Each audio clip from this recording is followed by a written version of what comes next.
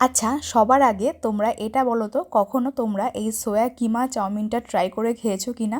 নিরামিষ দিনে কিন্তু একেবারে পারফেক্ট অপশান, খেতে ভীষণ টেস্টি হয়, তোমরা বুঝতেই পারবে না যে এটা নিরামিষ।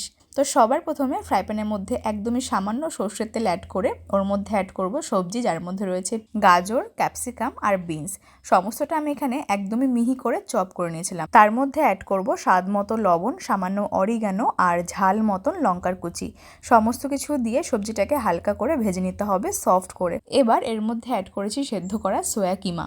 সয়াবিনটা একটুখানি মিক্সিং জারের মধ্যে সেদ্ধ করে গুঁড়িয়ে নিয়েছিলাম, তো সেই সোয়া কিমাটা এর মধ্যে অ্যাড করে ভালো করে একটু ভেজে নিতে হবে। তারপরে এর মধ্যে অ্যাড করব সেদ্ধ করা চাউমিন আর স্বাদ মতন চিনি। সমস্ত কিছু দিয়ে ব্যাস ভালো মতন মিক্স করতে হবে আর ভালো করে একটু চাউমিনটাকে ভেজে নিতে হবে।